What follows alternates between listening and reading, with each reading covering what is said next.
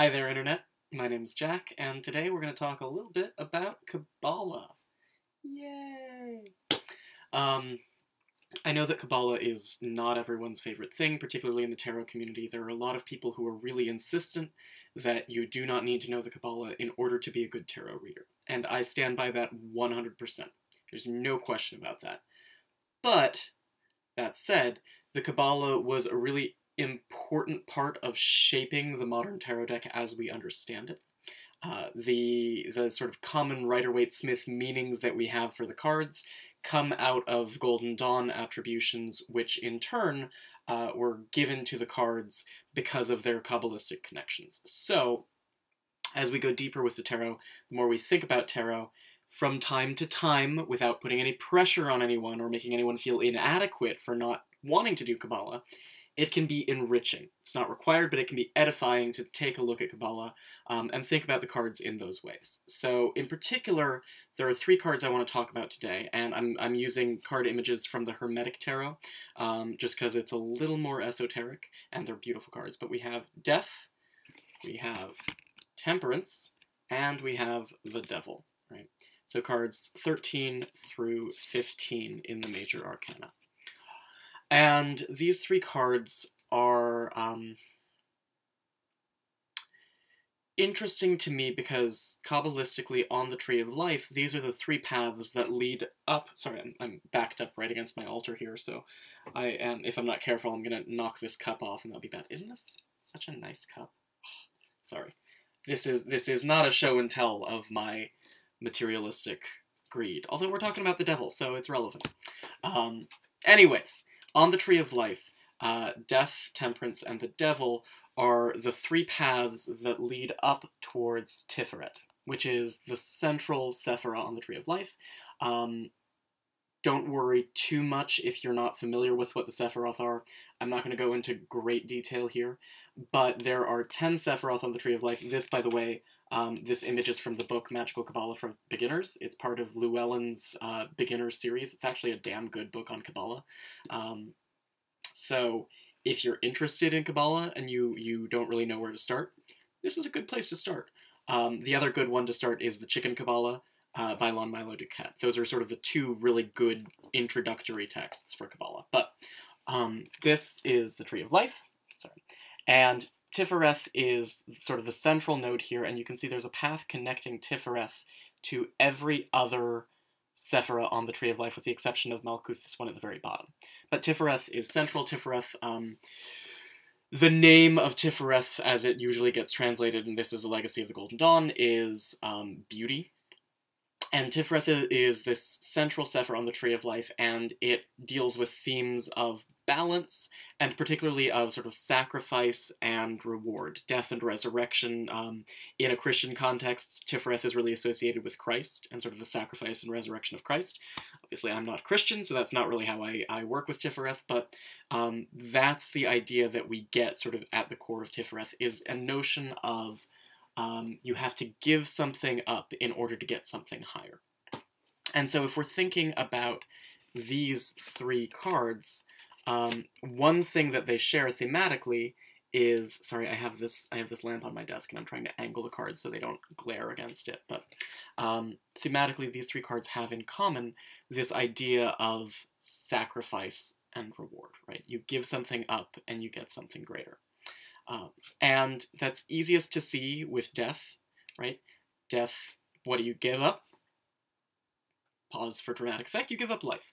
The death card often is not literally death, right? When death turns up in a reading, the first thing you see in any Tarot 101 book is going to be something along the lines of, death does not represent literal death, but more of a transition to a new phase, something like that. And that's absolutely true.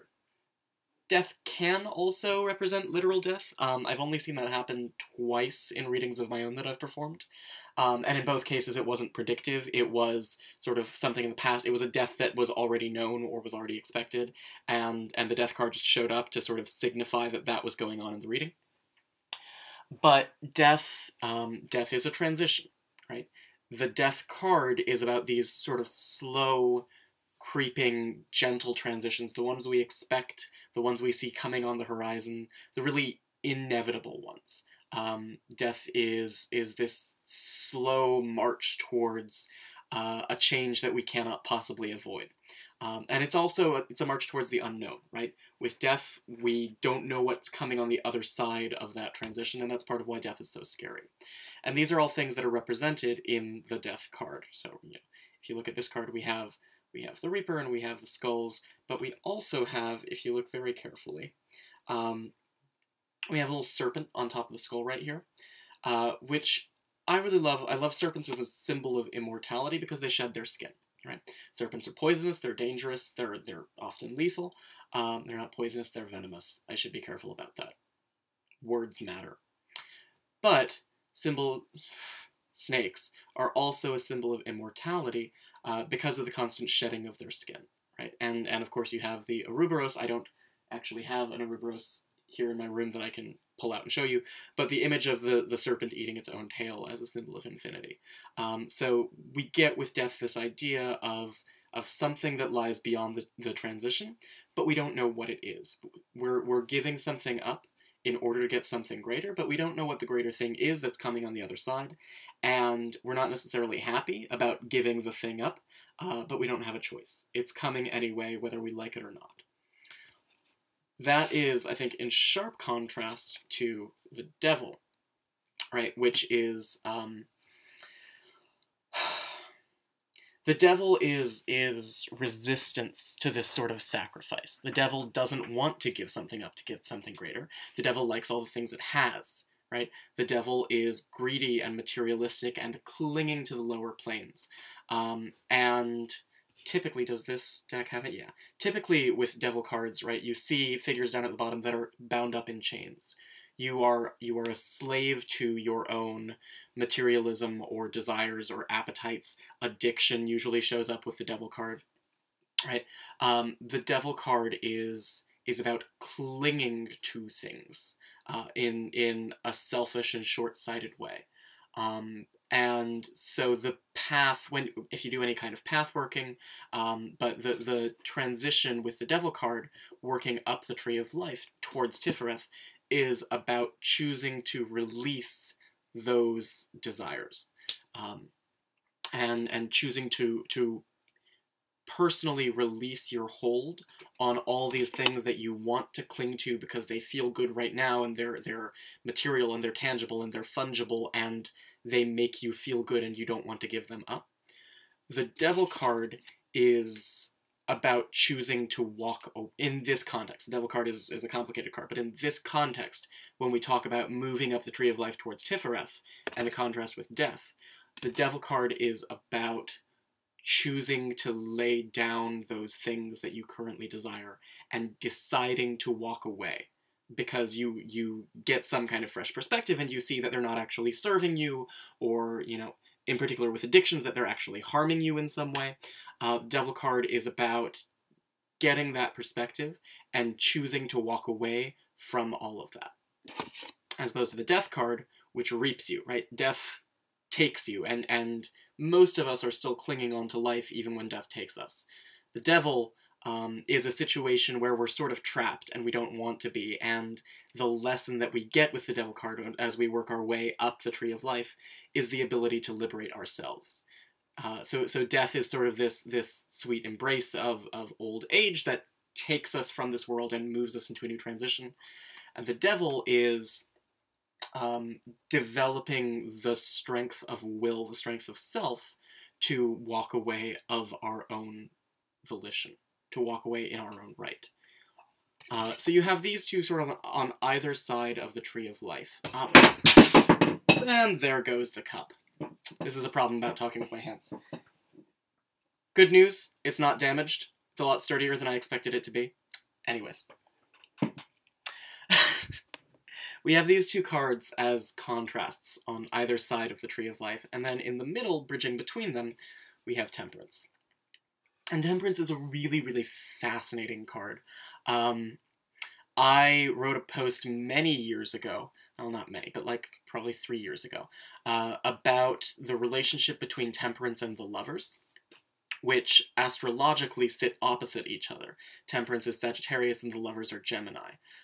And so Temperance and the Lovers have this really interesting relationship where the Lovers represent sort of the perfect opposites, perfect complements, a couple that is sort of perfectly suited to each other, and, you know, the ideal separation of yin and yang, light and dark, whatever, things that are perfectly complementary to each other.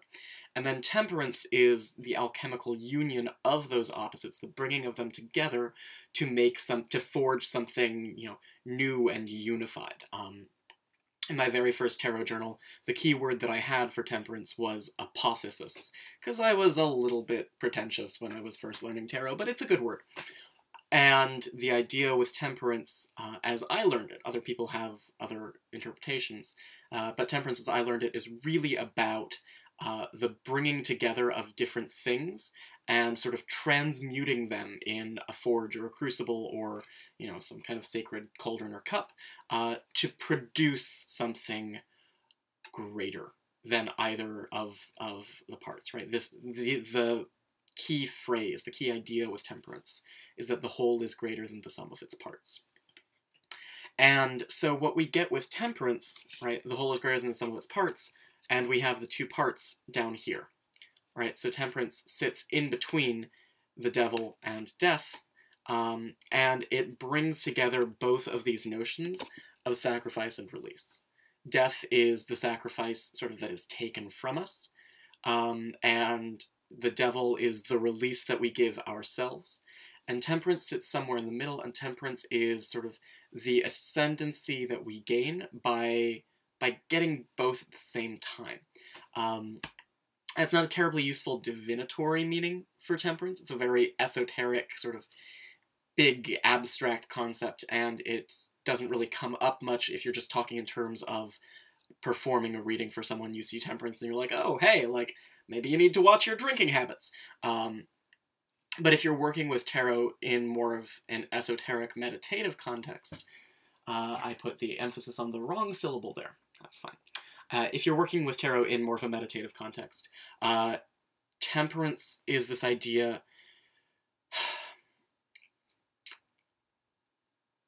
It's this idea of giving something up and having something taken from you, and being given something new, and taking something new for yourself. You get all four things at the same time with Temperance, right? Temperance is this really interesting moment in the Major Arcana where you lose everything, and you get everything all at the same time.